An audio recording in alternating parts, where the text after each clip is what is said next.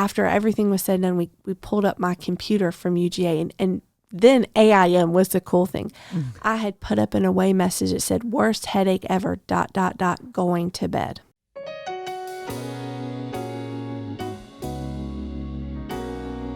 How do you find joy in life's difficult moments? Life is full of challenges, both big and small. Come explore some sticky moments with the women of Reed Memorial and be inspired to find, keep, and share joy in life's journey. On behalf of Reed Memorial, join me, Joy Maple, for our podcast study and helpful resource page to encourage you to find joy in life's sticky moments. We are so glad that you're here with us for finding joy in life's sticky moments. If you are watching us on YouTube, we would like to encourage you to hit the subscribe button so that you know when we go live with our latest episode. Also, if you want to hit that like button, it helps us to know that we are doing something that you're really enjoying, and it helps others find our podcast. You can also listen to this podcast wherever you like to listen to your favorite podcasts. Also, we have a resource page and a devotional page, and those are located at reedchurchaugusta.org. So check those out. They go with every episode here at Finding Joy in Life's Sticky Moments. Today, I have a very special guest, and I got to confess, we have joint custody of this guest. She is phenomenal. Her home church is Trinity on the Hill Methodist Church, but we also claim her at Reed Memorial because she is a part of our Reed Memorial Mother's Day Out and preschool staff, and she's just phenomenal. And if this woman doesn't exude joy in all that she does, I just don't know who does. And I'm so glad to be here today with Whitney Shepard. Thanks so much for being here today, Whitney. Joy, thank you for having me. I've heard so much about your podcast. I can't believe I'm actually a guest on here now. Yay! I know. We are going to have some good times today. We are. Well, tell a little bit about yourself to all our listeners who may not know you. No, yes, ma'am. Whitney Shepard. I was born and raised in Augusta. I attended C.T. Walker and then Richmond Academy. And then I went to the University of Georgia. I got to give a go Dogs. Yeah, go Dogs. So a sweet story with that, Joy. I was senior year of high school, and I'm looking at schools. I'm looking at Clemson and Auburn and UGA. And I almost went to Clemson. We sent them $75, said we'd see you in the fall. Partly because I'd gotten a letter from UGA saying, thank you, but we received your application too late to be considered for admission. So I said, Mom, that's God. Not 1 week later, literally 5 days, I got my official acceptance to UGA. Oh, wow. Mom thought it was a hoax. She said, call the school, make sure this is real. So I did. And I said, Lord, this is where you want me. And he did. And I went and I had a great 4.5 years. It was really wonderful. Well, good. Go Dogs. I'm a UGA graduate myself, so I'm a little partial to UGA. Just a bit. So, okay. So you went to UGA. What happened after college? Anything exciting or? Well, exciting. I don't know if we call it exciting, but pretty serious. My senior year, it's 2005. It's the spring semester, so I'm applying for jobs. I've got interviews lined up. I mean, my resume was looking perfect. Valentine's Day rolls around, and I was supposed to go visit my older sister, Brooke, who lived in Atlanta at the time. We were both single. We said, let's do a girls' weekend. I never showed up. Brooke was mad. She thought I'd found something better to do and just couldn't tell her because she couldn't get me on the phone. Well, finally, Mom got me on the phone, and all I would say to her, Joy, is my head hurts. I can't talk. My head hurts. So my parents talked, and Dad said, go to Athens, check on her. Mom said, I'm going to Athens. So she arrived on a Friday night. Evidently, I'd been in the bed 3 days, Joy. I hadn't had a thing to eat. Mom said, I got you Chick-fil-A. It was gone in 2 seconds flat. Wow. Again, all I would talk about that my head was hurting. So Saturday morning, we get up, we go to the health center, actually see a doctor. Unfortunately, I can't remember his name. I'm sorry for that. But he said, well, she's 21. She's in pretty good health. She probably stays out a little bit later than she should. She might drink a little more than she should. Take her home, just get her fluids. Sunday morning, he calls back. He said, I was up all night thinking about Whitney. Take her to the emergency room. Something's going on. All right. 3 days you went. Your sister didn't hear from you. I'm kind of confused. Okay. You were supposed to meet up for Valentine's Day. Mm-hmm. You don't show. Mom doesn't hear from you. And then she calls you and you're just complaining of a headache. And this is kind of a 3 or 4 day window before your mom finds you? Yes, ma'am. Unfortunately, I feel like Valentine's Day maybe fell in the middle of the week and we had just made plans to come up there. I wouldn't pick up Brooke's calls because my head was hurting, but I would pick up my mom's calls. So Mom called kind of in lieu of Brooke and was like, hey, what's going on? You didn't show up for Valentine's Day. Is everything okay? And I'm like, all I'd say is my head hurt. I couldn't even have a conversation. My head was hurting so bad, Joy. Wow. Yeah. So we go to St. Mary's in Athens and they do an MRI. They found a tumor. Goodness, it was the size, I believe, of an orange or a grapefruit. It was big.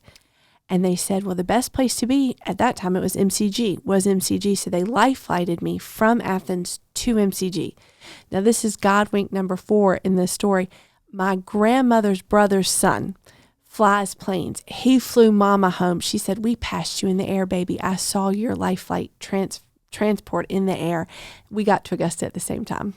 Wow. Isn't that so cool? Now, are you aware and alert, or were you just like wiped and like, did they give you any medicine for pain? I want to say I got some headache medicine at the hospital. Honestly, I think it was like a leave times 4. But all that I'm telling you is stories I've heard my whole life. I have no memories of Mom coming, going to the hospital, being life flighted, any of that. Okay. But this is kind of funny in my opinion. So my older sister, again, Valentine's Day, Mom calls and said, Brooke, we're going to Augusta. We're being life flighted. She said, pick up your grandmother and meet us in Augusta. So my grandmother was playing bridge with this big group of ladies. So Brooke said she walked in, all she saw was gray-haired women. She just bursted out crying. No, was it the gray hair? Maybe she was afraid, but no. But then Granny saw her pretty quickly and got up and kind of, calmed her down. But I don't know that my grandmother knew at this point what was going on with me or that I'd been life flighted. Because again, they just knew that St. Mary's had found a tumor. There was no, was it cancer? Was it not cancer? We didn't know any of this. So I was on the operating table within 48 hours of being seen at St. Mary's. I was life flighted, and then I was on the the operating table. My physician, my surgeon was Dr. Mark Lee. He is no longer with then MCG, now AU. But he said, this is cool too. So he came to my mom. He said, I've got daughters. I know how important hair is. Would you like me to French braid in 2 places, and I'll cut between the braids so we don't have to shave Whitney's head? What a thoughtful, sweet thing. What doctor does that? Right. I mean, it was just beautiful. So he did that. My 2 sisters French braided their hair that day the same way, just, in spirit. In spirit. And so I love that. I love that solidarity. So they did the surgery several hours. I don't remember how many, but several hours. He came out. He said, we got it all. He said the pathology showed it was non-cancerous, it was benign, and we got it all. Go home and live your life. So I had no chemo or radiation following the surgery, which looking back, we have been told that was sort of the standard of practice was to have something, but he said even without cancer right, in the tumor. Exactly. But he said it was benign, so we took it.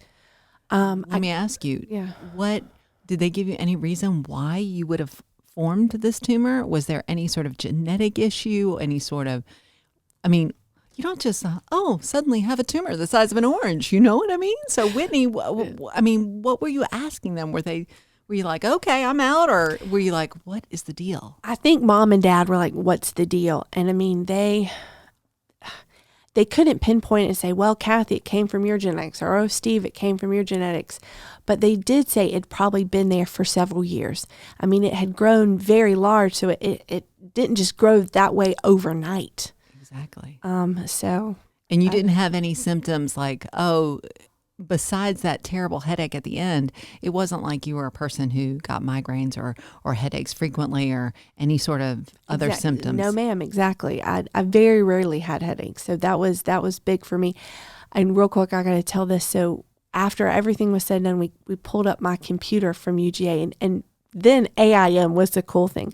I had put up an away message that said, worst headache ever, ... going to bed. Wow. I got the chill bumps, but it was just crazy to see that on my computer screen that from 3 or 4 days before Mom got there, I'd written that. And you don't remember writing that? I don't. I have no memory of Mom getting there. This is funny though. She said, Whitney, you must have done laundry right before you got sick, because she said there were clothes everywhere. You're like, Mom, that's for you to clean up, right? Come on. Like, you didn't fold those? Right. So you had this surgery and you didn't have chemo or radiation afterwards. And so where do things go from here? Are you like back to life? Everything's good and getting to graduation, going to get a job? Yes and no. So they wanted to make sure, that like when I went home and I started a pot of soup, I would go back and make sure the oven was turned off, the stove was turned off, and I ate the soup. So I actually spent, I want to say it was 6, it may have been 8 weeks at Walton Rehabilitation, going through physical therapy, occupational therapy, and speech therapy, just because I had a pituitary tumor. It may have affected all of those areas. So I did that, and then that summer, Mom thought, well, why don't we kind of give you a test in school? So I went to AU. It was ASU at the time, and I took abnormal psychology, which was sort of fitting. And I think actually I made a B there, but I sailed through it, did just fine. So I went back the fall of 2005. Pause. Your dad said, you just want another football season. That's right. I mean, he knows you. Come on now. Go Dogs one more time. One more time. So I went back to school. I mean, God just put several things in place, a place for me to live. And I mean, I graduated that December, came back home, was job hunting. This was sweet. Dad said, I set you up an appointment tomorrow. I said, you did? He said, he said, he has a friend in marketing. He said, just go talk to him, see if he knows anybody. Well, that friend made a call to SRP Credit Union and set up my interview where I got hired as a marketing specialist. I was there, goodness, 7 years, I believe it was. Wow, that's great. So that was good. Unfortunately, a few things that still affected me from the original tumor resection was short-term memory. It was almost gone, Joy. I mean, just for instance, if you said, hey, Whitney, can you file this paper and mail it tomorrow? I'd need to write that down, because if I turned my back, I wouldn't remember even that you and I had spoken. How did you feel with that? Was that frustrating, or was that just disheartening? I mean, both. It honestly made me very sad. It was a lot of prayers to God about Jesus heal this memory. And he has, I've discovered several memory medicines. I'm on one right now that you take at night that is supposed to help with the memories. I can't tell you exactly how, and I'm sorry for that. Yeah. But it was hard sometimes, because it just wouldn't be there. Mom would call, babe, what'd you have for dinner? I couldn't remember. Wow. Yeah. So that was hard. So was that frustrating? I mean, very frustrating. Mm-hmm. It was hard for my boss at the credit union too. She'd never worked with someone that had the needs that I did. And so, and I mean, I was there for a while, but I ended up leaving just because it wasn't the right fit for me. Especially at that time, exactly. I'm sure. Mm-hmm. So you're having this memory loss, and any other residual kind of effects from that tumor that you think that were still lingering? Well, again, it really affected my metabolism.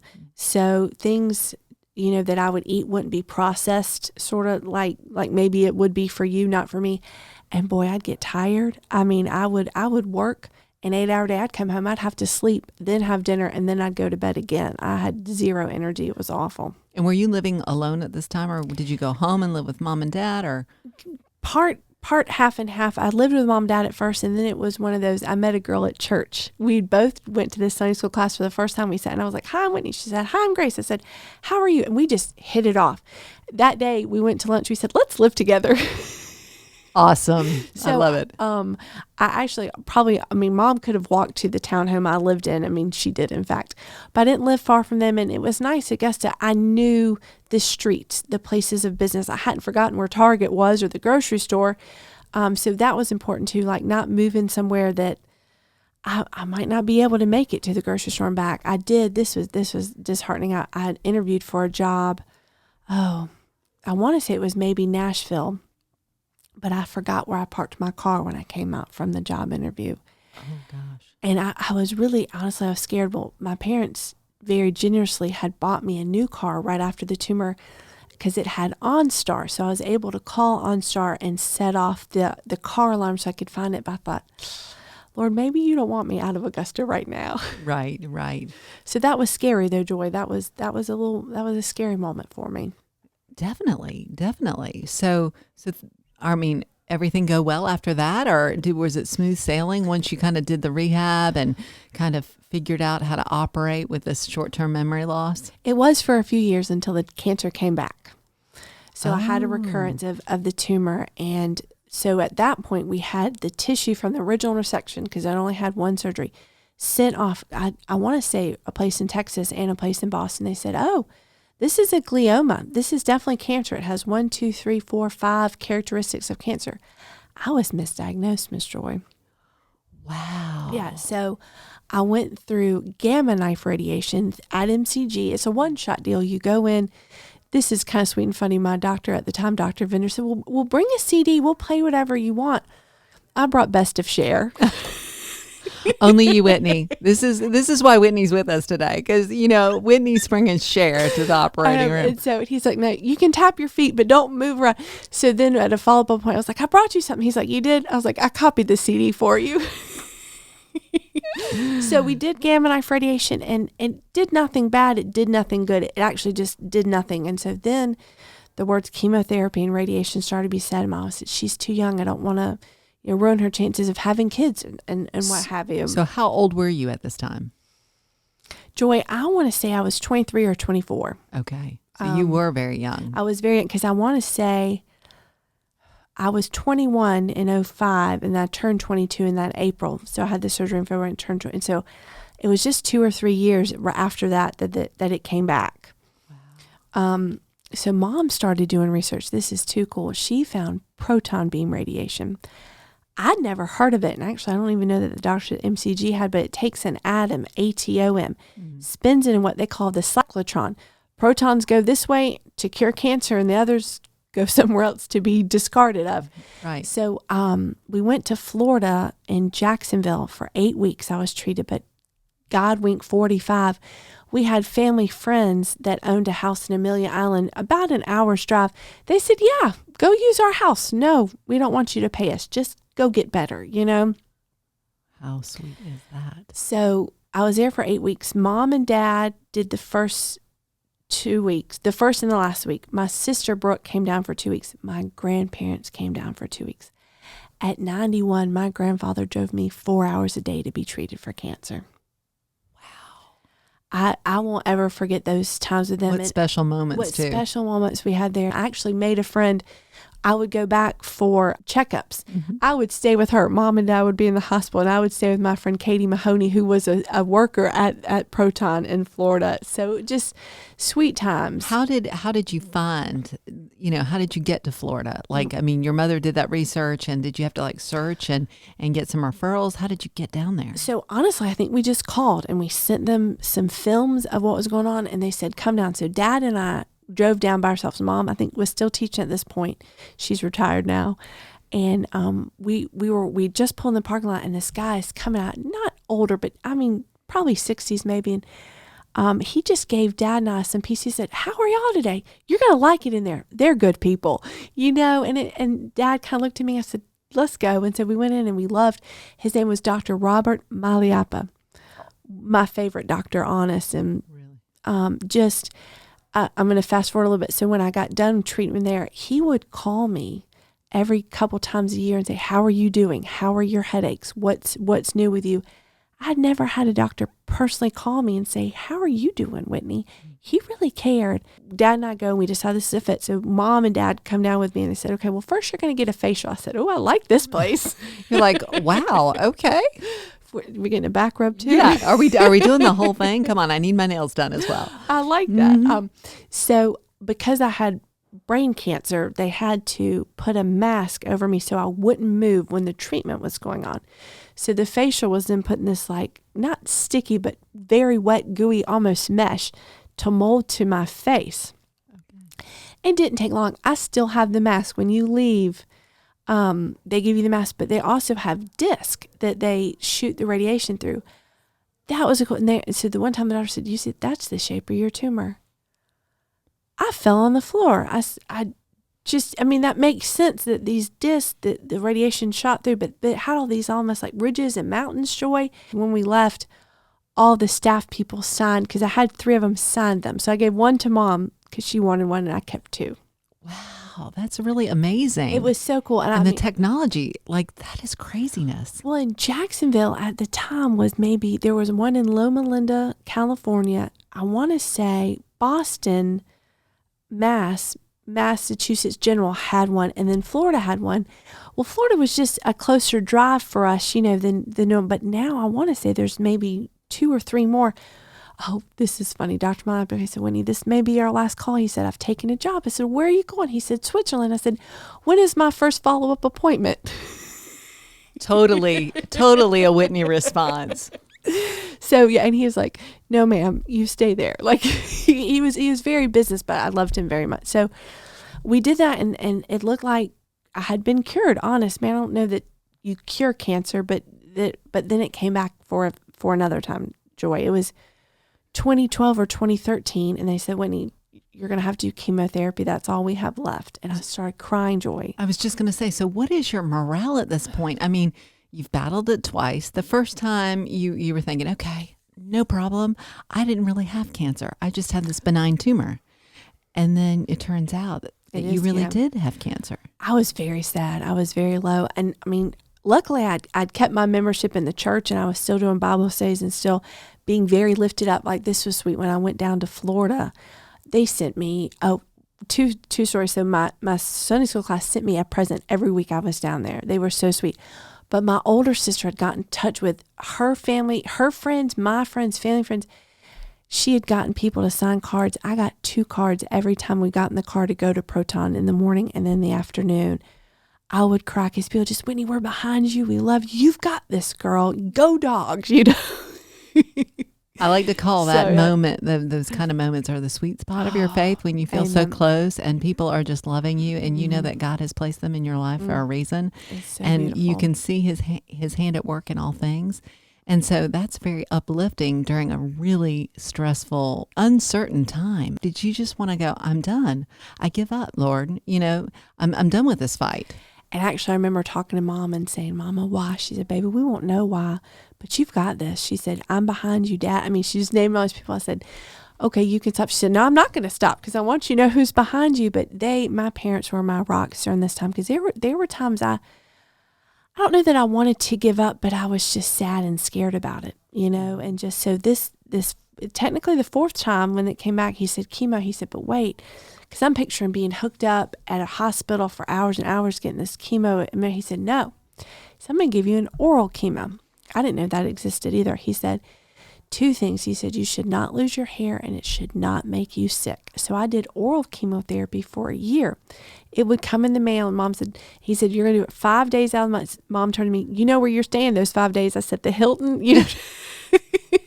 She said, "Well, my house." I said, "Yes, ma'am." So I would start it on a Wednesday, and I'd take it through Sunday. By that Friday or Saturday, Joy, I thought everything in my stomach was going to come up. Really? I never got sick, and praise God, but I missed a lot of Fridays at work just because I just felt so ill. I did it for a year.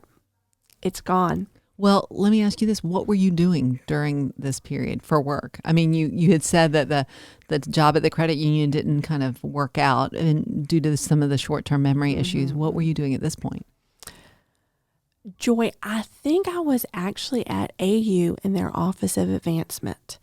Again, with short term, sometimes I have to look at a calendar. Like you've noticed with me, if I don't write it down or put it on my phone or calendar, it doesn't stay there. But I want to say I was in the Office of Advancement during that. And they were very loving. They really kind of scooped me up, and they were like, "Okay, whatever you need. If you need today off, take it. If you need the afternoon, take it." That's awesome. So it was wonderful. But this was free. I'll tell you. So I have MRIs every 3 months. Now we've moved a little further out.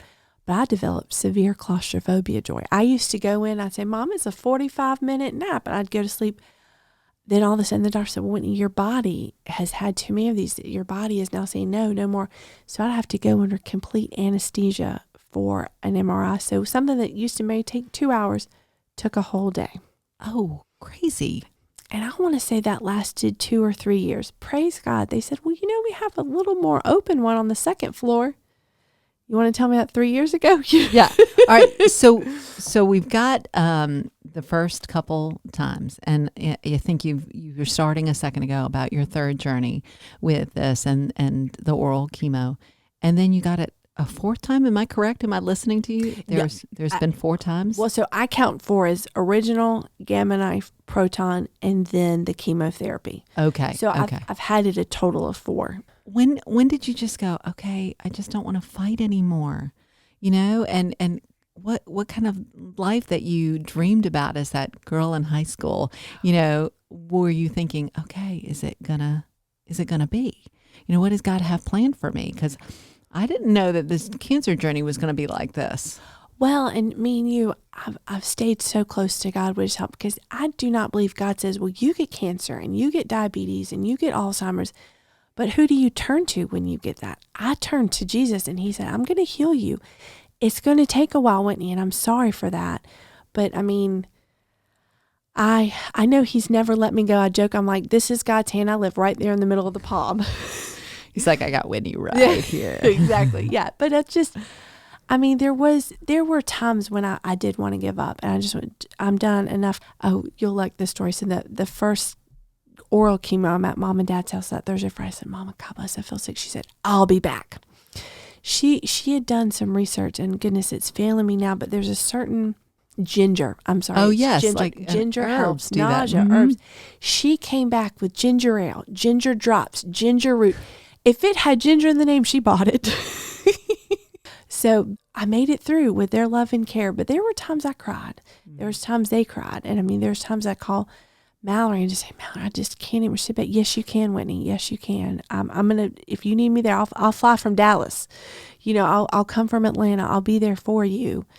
So there was just, like I said, that Sunday school group really held me up too. Just, you know, the cards were, I've got, Mom bought me a photo album to put all the cards in. So that sits on my shelf in my house. And honest to goodness, it was probably about a month ago. I said, Lord, he said, go get the book and read the cards, and just people that, when you've got this, God's got this, you can do this. We love you. We love you. We love you. God, okay, I got this, you know, because right now, though, I am cancer-free today. Amen. Yay, amen. And I had, so we moved to the second floor MRI, which is just more open. So Mom can hold my hand, and they play music through the headphones. So I'm able to do. You're able to cope. I'm able to cope. I don't have to do anesthesia. But my last, so I'll have the MRI, and then a couple of days I'll go in. So the doctor came in, he slams open the door. He said, good news. And I said, yeah. He said, no change. It looks great. Have a great day. And you were like, all right, we're out of here. Yeah. And so, well, I mean, he always has a picture scan. He said, well, I wanted to show you what it looked like last time we seen you. And this time he said, Whitney, if anything, it's a little bit smaller. I still have a tumor in my head because it regrew from the original, but it could be scar tissue. It may not be active tumor. So that's why I still get the MRIs to make sure. But he said, I'll see you in 9 months. I said, Mom, she said, see you in 9 months. So do you feel like you go from one MRI to another, and at each MRI you're like, phew, dodged a bullet kind of thing? There is truth. And somebody said, what do you do when you're laying there? Because it's so quiet. I said, you know what? I count my angels. I talk to God. I pray. And then I can't remember, I started just thinking about all the people in my life that have gone before me. I had this Sunday school teacher. She taught me 5th grade at Trinity, Miss Helen Heath. She is my heart. And I even saw her up until her death. I'd go visit her at her house. And I'd say, I talked to Helen, you know.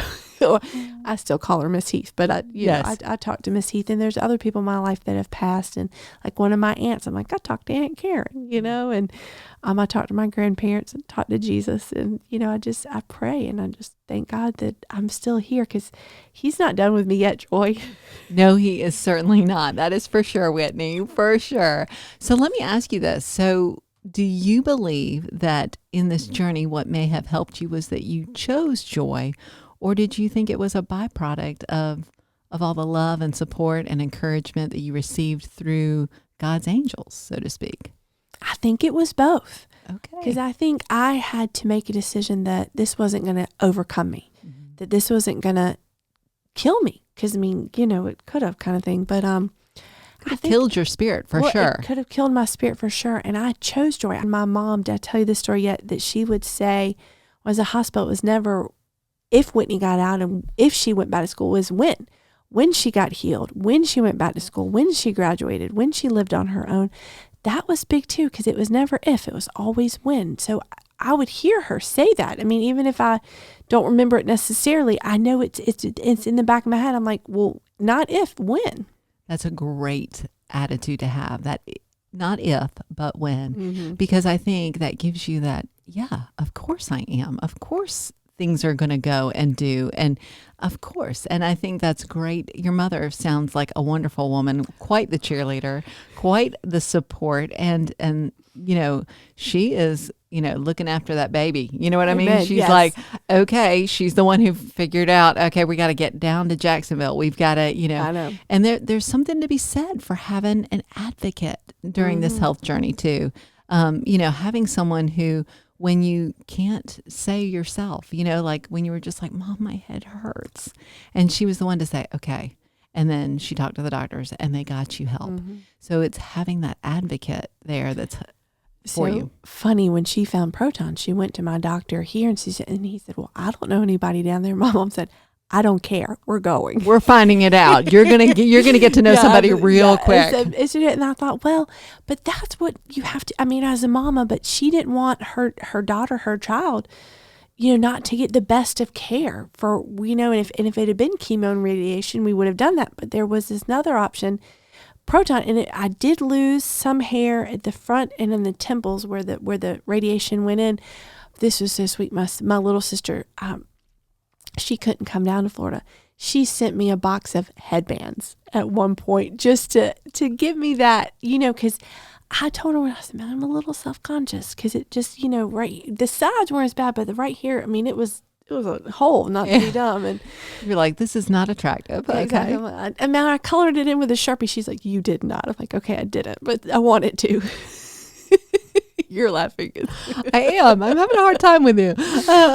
So yeah, but people that loved on me that you just never, like, this was real sweet when I did Proton, actually, when I was at the credit union. I'm sorry if I said earlier. My boss then, she sent me with 6 gifts. She said, I want you to open up one a week. And one time, this is sweet, she sent me this journal thing. And she said, for one of the most creative people I've ever met in my life, write down your thoughts, share them with you. And if you want to share them with me, I'm here for you. But just write them down, kind of thing. It was real kind. So. Wow. You've had some remarkable people in your journey. Oh, yeah. I mean, when you start looking back, you're like, oh, don't let me forget about it. Oh, wait, one more, Yes, absolutely. So what would you say to someone going through a very serious, whether it's cancer or any other serious health journey? What's one bit of advice to find joy in this journey? Have someone you can talk to about it. Don't keep it inside. Whether it's good, bad, ugly, crying, the ugly cry, we know that. But you have to let those feelings out. Don't keep them bottled in. I think, honestly, going to the Lord with things is important too. I think having a one-on-one talk with, like you, but then just having someone to pray to and just know that God's got this. No matter what's going on, He's there with you. Just thinking about, what you're saying, how has your faith journey changed or grown or been tweaked during this journey? Were you always, God's got this from the get-go, or did that also just get stronger and stronger as adversity came? You said it right, Joy. I mean, I knew God my whole life. I'd been raised at Trinity, but when I got to college, unfortunately, probably like most people, I'd fallen away from a Sunday school class and or a Bible study and a Sunday morning worship. Those things are key in my life now. Some days, the sad truth is I'll wake up and I'll have a headache and I'll have to call because I'm doing children's church now at Trinity. Yay! Oh, I love it so much. Those little babies are my heart. But they're just like this last Sunday, I was like, Lillian, I'm awful sick. I'm just, just headache, stomach, everything. She's like, take care of you. We'll be fine. But serving Him is important to me, to give back to His congregation, His people, but just to, because He saw me through some dark times. Oh, absolutely. Absolutely. Now, what is your prognosis or the forecast for you from here on out that you hope for? Well, I'd like to continue to stay cancer-free. Like I said, I have MRIs. Next one will be in 9 months. Okay. But I'll continue to get MRIs. And I mean, if I have to do that my whole life, that's fine. I don't know if because like I said, there's still a mass in my head. But they think it's scar tissue. As long as it doesn't grow or change or, become an orange. Right. But I mean, I think trying to eat good is important too. Just what you put in your body is important, and get exercise. I'm not good at that. There are a lot of people out there, Whitney, who are not, and eating right is also difficult. But you're right. There's a lot of truth to that. If there's some books out there that I've seen about eating cancer free. Amen to that. And just having those fruits and vegetables on your plate, that should be more than that prime rib you want. You know what I mean? Just really cut darn. it, Yeah. Cut it down just a little bit is what you're cut it saying. in half. Yeah, I mean, you can. And I mean, I love desserts. Let's be honest. So I'm still going to have a little bit of chocolate, but don't overdo. Right. Yeah. So all things in moderation. All things in moderation, exactly. So Yeah. So going through the journey that you've been on, what is the thing that you've learned most about yourself that you may not have known? That's a good one. Let me think for a minute. I think it's that no matter what, I can get through it. I'm still standing, and you want to throw cancer at me. You want to throw a broken leg at me. I did break my elbow once, by the way. How did you do that? I fell in a parking lot when it was raining. I slipped coming off the curb and landed on my right elbow. Oh, my stars. It wasn't fun. But honestly, I think it's important to have that faith.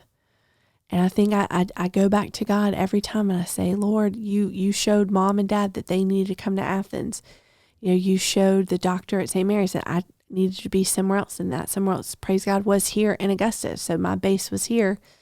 Real quick. So Mom told me one time we were going to the hospital for an MRI. She said, you see that room right there? She said, the day of your surgery, there wasn't a place to sit in there when it was so full of friends, church, Lions Club, just, neighbors. She said, we filled that room for you. I thought, I didn't know that. She said, well, I knew you didn't. So I wanted to tell you, but it was the support has been amazing. That really has been amazing. And what a testament to your faith, what a testament to God at work and through these people. Amen. And that's really an awesome thing to know that folks are praying for you. They're with you on this journey. Mm-hmm. And I think too, your just attitude, your joyful spirit, and just the fact that you give so much of yourself to everybody, from the stranger on the street to the children that you teach in church or at Reed or anywhere else. And I just hope that God continues to bless you, because you are a blessing to so many.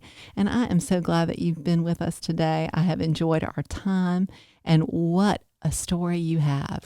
Well, thank you for inviting me on here. I love to tell the story. There's so many awesome things in your story that just kind of are a testimony to that God is at work in all Amen. things, and that He has promised us an abundant life. And you have found a way to have a very abundant life in a very sticky situation, or situations, I should say.